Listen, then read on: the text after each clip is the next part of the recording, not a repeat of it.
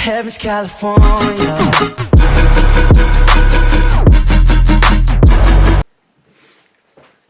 Hey guys, today I'm reacting to another Corpse Husband video. It's called 3 of the most horrifying real Ouija board scary stories experiences on the internet.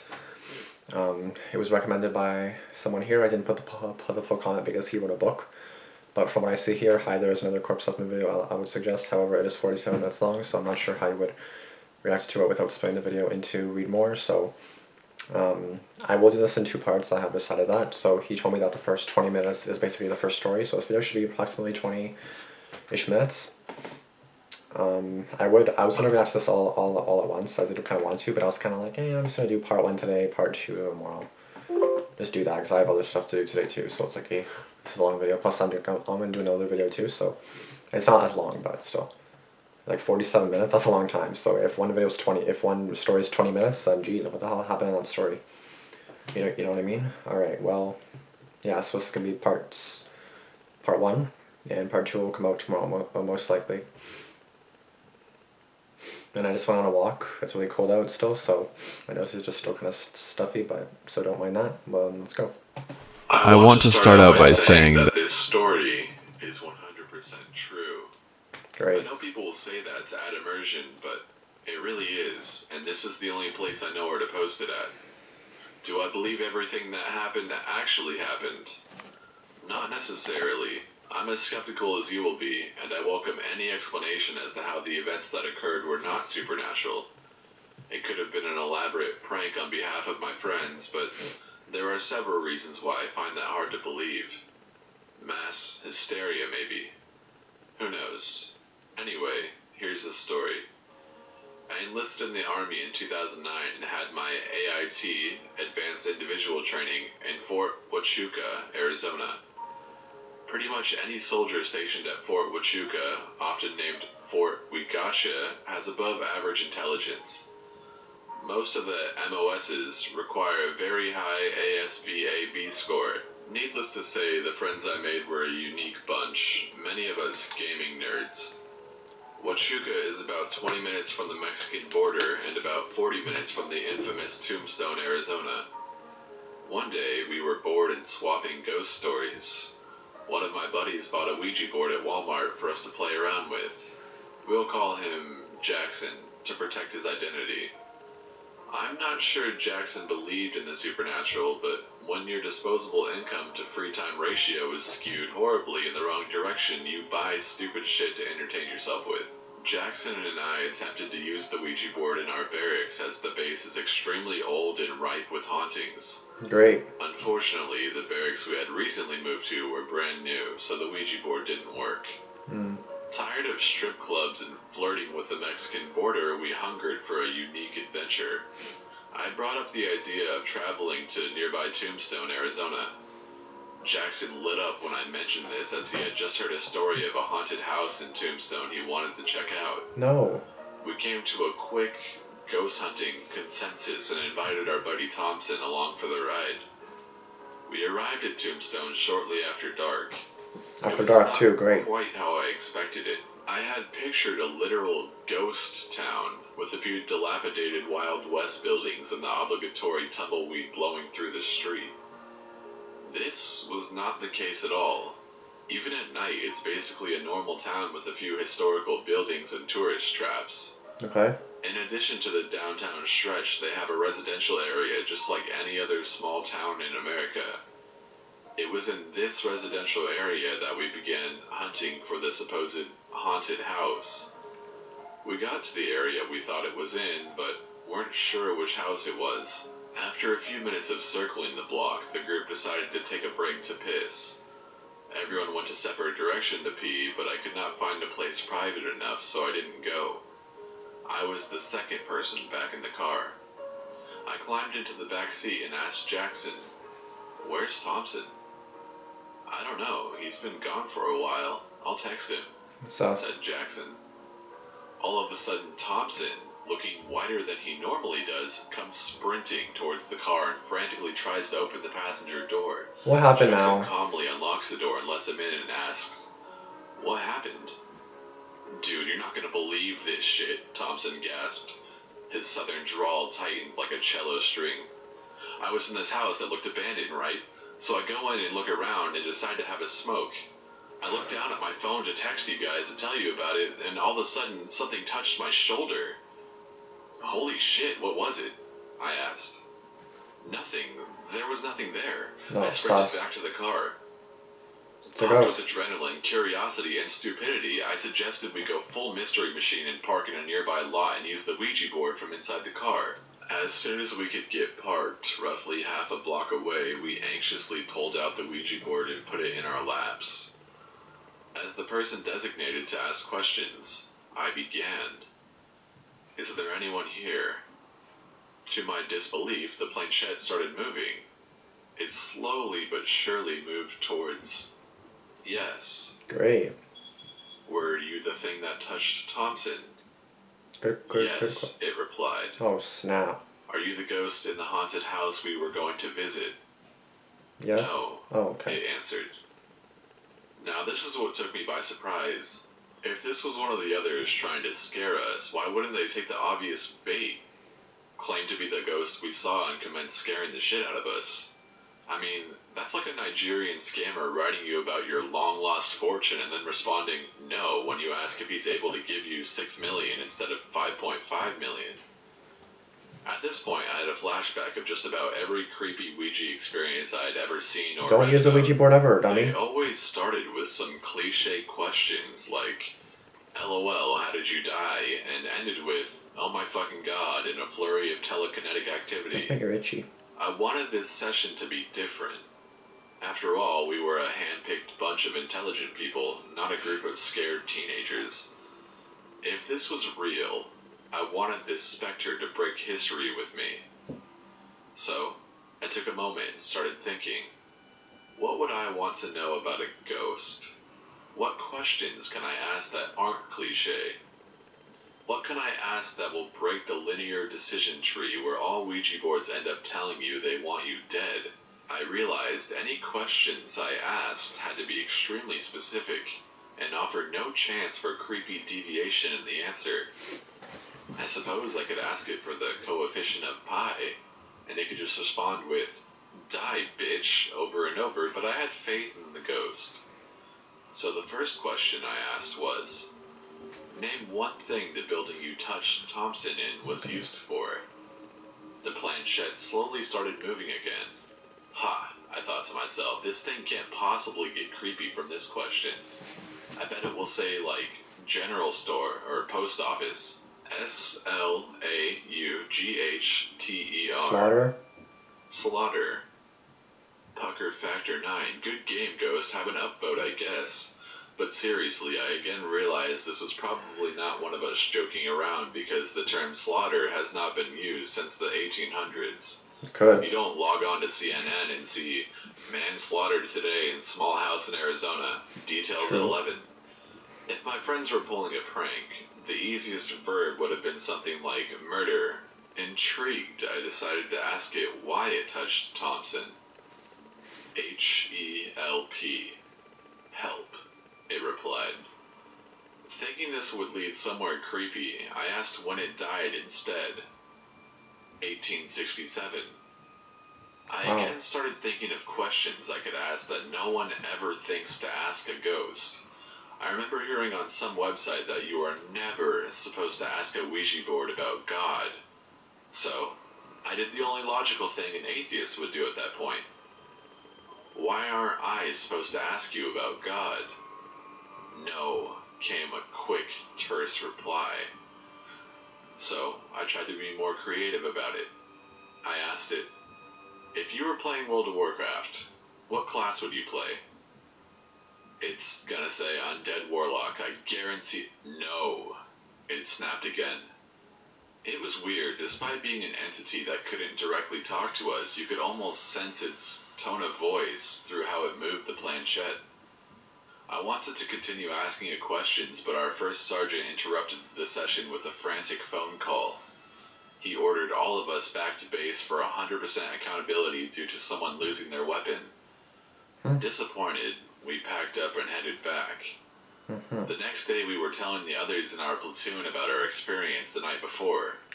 After many bullshit and eye rolls, another soldier named Green showed interest. We decided to try to talk to the ghost again and take Green with us. He had an SUV which would give us more room to set up the board. As a soldier, my first instinct was not only to plan our arrival and departure time, but safety contingencies as well. This was especially on my mind after the previous night. I briefed the group in advance that if anything creepy happened, we were better off with a pre-identified plan on what to do as to take the spirits by surprise. Our ghost hunting SOP was as follows. At approximately 2,000 hours, we will depart for Tombstone. This will allow us to arrive after dark. We will take 2 vehicles, Green's SUV and Jackson's coupe. Jackson and Thompson will ride in the coupe, while Green and I will ride in the SUV.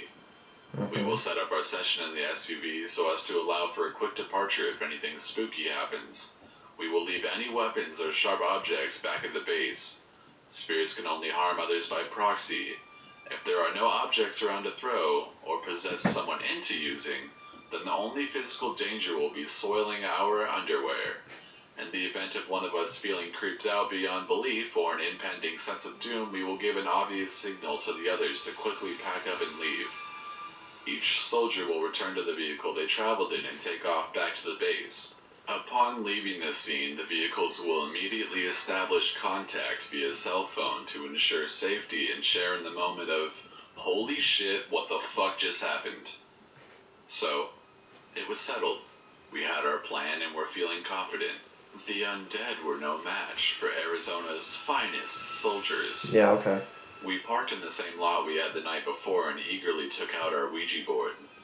There were 4 of us now, and we were feeling very confident, but I would lie if I told you I wasn't jittery as fuck. Literally everything I knew about life in the universe at this point was challenged by what we had seen the previous night. I felt like the equivalent of someone who discovers a 6-inch tall genie in their closet that only they can talk to. It literally felt surreal, like a movie. Green was especially nervous about being with us as he was raised Catholic. Though he was no longer religious, he still had that strongly ingrained fear of Ouija boards. Green opted to just spectate as we placed the planchette on the board. I never liked Ouija boards, they're just sus. There were 3 of us controlling it. We started by asking if anyone was there and received a very slow, strained yes. I asked it if it was the same being we talked to the previous night, and it said, no. Going off the same theme as last night, I wanted to mind-fuck this ghost. I did not want to give it the opportunity to be creepy, and I wanted it to answer questions no one would think to ask. I wanted to expose the ghost's vulnerabilities. As of now, the ghost was this mysterious, all-powerful being. However, as any logical person knows, the paranormal is just science not yet discovered. The ghost must have its limits, I thought. It isn't God, and therefore has things it cannot do, things it cannot have. So, I had the bright idea to ask, what is one thing you want that you cannot have? L-I-F-E. Life. Life, it answered. That's creepy though. I wasn't sure whether makes to sense, feel like but an ass, an idiot, or both. Before I could decide between shame and stupidity, the interior light in Green's brand new, might I add, SUV flickered. Holy fucking shit. That There it doesn't is. just happen. The only time I've ever seen a light flicker in a car was when it was being started. This That's was sus. getting a little too real. This spirit was alpha, and it was asserting its ethereal dominance. After regaining my composure, I began to brainstorm more questions. You've been asking all the questions. Let me give it a try. Thompson contested me. Okay. Fine. Go ahead, I said. What do you want from us? He asked, in his defiant Georgia accent. S-T-E-V. Dude, there's no fucking way, I thought to myself. Wait, My name is Steph? Steven and all, but there's no E-N. At this point, I was terrified. No one there knew my first name but Thompson. Also, the planchette was moving in a puppeted fashion, away from Thompson when it spelled it out. The Wait, best so way I could describe Stephen it was Thompson, like that's his name? an invisible thread straight from the front of the car pulling the planchette based on how it twisted and turned. There was no one in the front of the car. Before I could even react, the center console, which was about 5 inches ajar, closed by itself. I calmly invoked our military plan of action. Okay guys, I just spelled out my first fucking name, let's get the fuck out of here. No one said a word or hesitated for a second. Thompson and Jackson scrambled out of the SUV and into Jackson's Eclipse. Green and I piled into the front seat of the SUV. Green immediately shifted to drive and peeled out of the dusty lot. I'm not sure a Ford Escape has ever been used in such a literal fashion. Green was in shock, and so was I. My atheist brain was questioning if God might actually be real, and Green's devout brain was pondering the opposite. Our trance was broken by Green's alternative rock ringtone. It was surreal hearing pop culture in that moment when our brains were so far removed from reality. Green answered the phone. It was Jackson and Thompson. Their car wouldn't start. Uh-oh. They had never left Tombstone. Green slams on the brakes and bangs a U-turn that would put Vin Diesel in diapers. He floors the modest SUV. We were going about 100 miles per hour heading down Arizona 82 back towards Tombstone. That's fast. Dude, slow the fuck down, I yelled. At this point, I was far more afraid of Green's driving than the spirits. They're our fucking friends. We can't just leave them there. Yeah, we don't We knew speed. the general direction back to Tombstone and arrived rather quickly. Well, yeah, I Tombstone think so. isn't as tiny as you'd imagine, and we couldn't quite remember where we had parked at. As I am trying to figure out where we are, Green freaks the fuck out. Oh my god. What, dude? I can't. I'm not driving the car anymore. Dude, what the fuck are you talking about? I can't move. As if it couldn't get any more frightening, I realized in the middle of Green's outburst that we had inadvertently ended up at the parking lot we'd left. Alright, I'm always trying to think logically, so I deduced the following. At this point, 2 things are possible. 1. Green is possessed by a butthurt ghost who basically told me to check my living privilege. 2. Green is experiencing a psychotic breakdown. Either one of these is a threat to our safety at this point, so I started telling him simple commands. If he was possessed or simply psychotic, simple instructions were the best course of action. Green, stop the car. Green, stop the car, I ordered in a commanding voice. Eventually, logic and reason fought off whatever had possessed him, and he pulled over. I switched seats with him and began driving. Right after I took over driving, Jackson called and let us know they were safe and about 10 miles down the road towards base. Did the car Green start? was still in a trance, but once we got about a quarter mile from ground zero, whatever triggered him without warning originally had left. This leads me to believe that if ghosts are real, they have the effective possession range of about a quarter mile. Throughout the ride, we struggled to comprehend what had happened that night. Green told me that he could tell the ghost wanted me and that it was telling him to drive down an alley, but that he came to his senses in time. He said it wanted me bad and it wanted him to kill me. It probably would have had him attack me before we left, but our premeditated escape took it by surprise, so it stalled Jackson's car to lure us back. I asked him why it didn't just kill me itself, and he told me, probably because I'm bigger than you and more emotional. You think very logically, and you're a lot harder for a spirit to manipulate. Plus, I was in control of the car. This made sense and was pretty chilling to think about. If the spirit had succeeded, it would have simply hit the news as soldier murders other soldier in Tombstone, PTSD suspected. I imagine that's the case when you hear about mothers spontaneously drowning their children in a bathtub or other inexplicable murder-suicides. It's probably a ghost or spirit, but gets blamed on psychosis. About halfway back to base, we stopped at a gas station. Green, still not completely in his right mind, opened the hatch of the SUV, took out a sunshade that came with his car, and threw it in a dumpster. What did you do that for? I don't know. It just felt evil. Really evil, he answered. That was the final straw on how real this was. It really drove in how much this was probably not an elaborate prank. Why would he go to the extent of throwing away an expensive OEM part of his car to freak me out when I was already emotionally exhausted? To this day, I am still an atheist, but I do wonder about the paranormal, as it could very well be science not yet discovered. I would imagine that communicating with a spirit is the equivalent of trying to talk to an invisible man in the room who cannot touch anything. His only way of communicating is holding a portable fan and blowing paper suspended by a string from the ceiling. He blows it right for yes and left for no.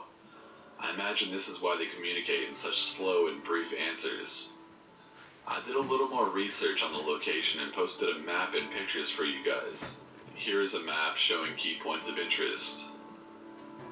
And here is the street view of the parking lot we were in. I'll also include these pictures in the description for you to look at. Ironically, we were in the parking lot for the OK Corral, the famous haunted location where the outlaws had their shootout in the 1800s. From what I can gather, the gunfight happened well after 1867, but keep in mind we talked to two separate spirits. I can't help but wonder if the second one was one of them. Also, I have heard of the ideomotor effect, so if you would like to help me come up with a logical explanation for what happened, keep in mind I'm aware of that, and it does not explain the light flickering and the console moving. I am also aware of Occam's razor and would welcome a shave at this point, as I think it would save my sanity. So, please convince me I'm crazy. Number 2. Yeah, that's it. Alright, so I'm at 2024. Okay, I gotta take note of that. Okay, so let me just take note of that right now because I'm gonna forget and I'm gonna F it up because when I have to edit it, it's gonna be annoying. Okay, so I probably seen a bit out of it there because like when I watch videos now, I tend to like get out of it more. Like I'm not normal. Like I'm still like foggy in my head or like dizzy or lightheaded like I have been before and tired for the past few months now. So it's like normal for me now. So like if I can't really stand still or if I'm kind of like dazing out or just kind of like ugh, I'm so done with this. It's just because I need to stand and like stretch a little bit. I'm just gonna stand for a second. Hold on. Stretch myself out a little bit. But yeah. The moral of that story is just don't do freaking what's it called, the Ouija boards. Like I don't know what else you want me to say about that, to be honest. Like there's nothing else to really say. Just don't do that. Like when stories are that long, I just get out of it, to be honest. Like 5 minutes in, I'm just kind of like you know, get to the point, you know, type of thing like that. Like when it's 20 minutes, I'm kind of like like it's just like too long for me to like stay focused on one story. Like if it's like several, like 10 in 40 minutes, that's even still a bit. Yeah, probably about the, yeah, okay, yeah. That's fine. 43 minutes, but, or 47 minutes, but not freaking 3, yeah, it's just, and I'm pretty sure it's been this from like 4 years ago as well, if I'm not mistaken. But nevertheless, it was a good story, just stupid people, again, doing these stupid Ouija board things, which is stupid. So if you're watching this and you do that, stop it, or else you're gonna get fucked up, and if you do, well then, too bad, so sad. Like, I don't know, I don't know what to say to you, like, it's kind of your fault, so I mean, I'm not saying you deserve whatever happened to you, but like if something happens, but like you should know that that's not gonna end in anything good. So that's all I gotta say about that. But thank you guys for watching. Again, this is part 1. Part 2 will be tomorrow. Another 28 minutes of this. Oh my goodness, that's long as hell. Hopefully those stories are a bit okay. That's about 14 minutes each, I think, right? Yeah, okay. I don't know if one's longer than the other, but it's about 14 minutes each, I think. So yeah. Anyway guys, again, thanks for watching, like, comment, subscribe, and I'm going to be doing one more video today. It's going to be another Happy Tree Friends episode. That's not going to be for 10 minutes or so. Well, of course, it'll be already past that because when this is up, the next video will be up in like a few minutes after that. So yeah, okay, thank you guys for watching, like, comment, subscribe, and I'll see you guys in this video, and leave me any more suggestions you have in the comments below, and I'll get to it, hopefully ASAP. Peace out.